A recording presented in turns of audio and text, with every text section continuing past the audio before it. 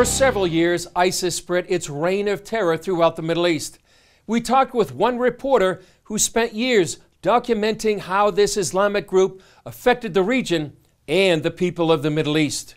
All right, Seth, you wrote a book called After ISIS, America, Iran, and the Struggle for the Middle East. Why did you write the book? Well, I was going back and forth to places like Iraq or Jordan or Turkey for several years, from 2014 to 2018. And I was seeing things there that I felt were not being sufficiently documented. For instance, I remember going to Sinjar right after they'd found all these mass graves of victims of ISIS. And, you know, we saw matted human hair and human remains. And this was clearly like the aftermath of a genocide. And I felt it was things that I'd seen when I was a child reading about the Second World War. And I felt this is a story that has to be told, not just in a series of articles.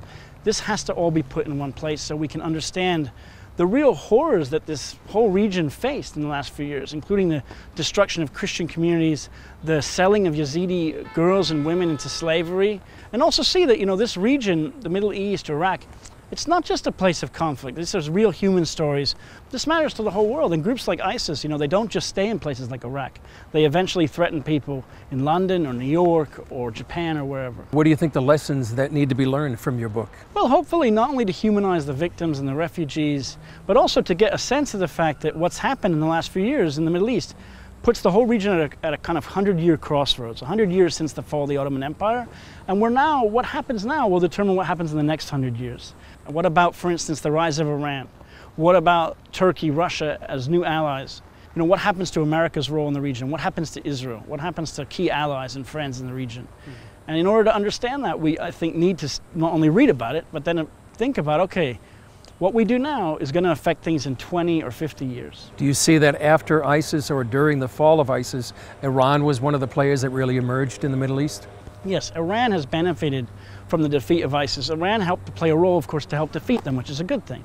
But Iran used that role to leverage its kind of influence in Iraq and Syria and to then entrench, so that Iran, once it was sent its militias into Iraq, it didn't leave Iraq.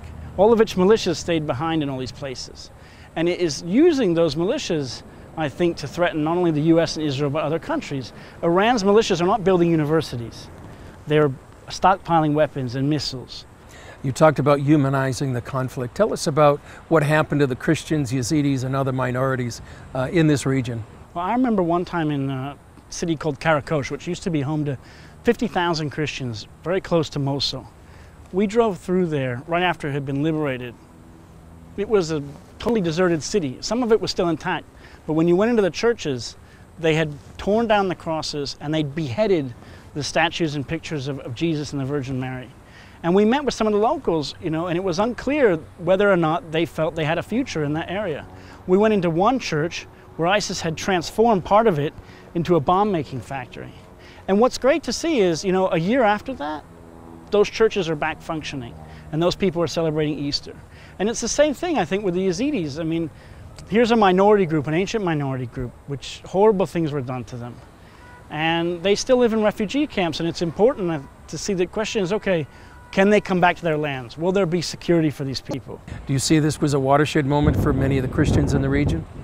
Well, unfortunately, I think it was, because many Christians in places like Iraq had been suffering under terrorism for years. But all of a sudden, the rise of ISIS, and I think the fact that the international community didn't respond quick enough, meant that, you know, tens of thousands of people had to flee their homes. And these, in some cases, were the last Christians in places like Mosul.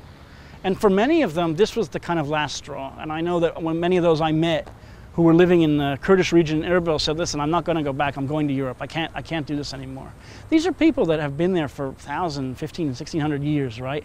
And I think it's an important question as to whether or not, you know, organizations or countries will step forward to rebuild those churches and make sure that people feel secure. You talk in the book about going forward and offering a few scenarios about what might happen. What do you see going forward?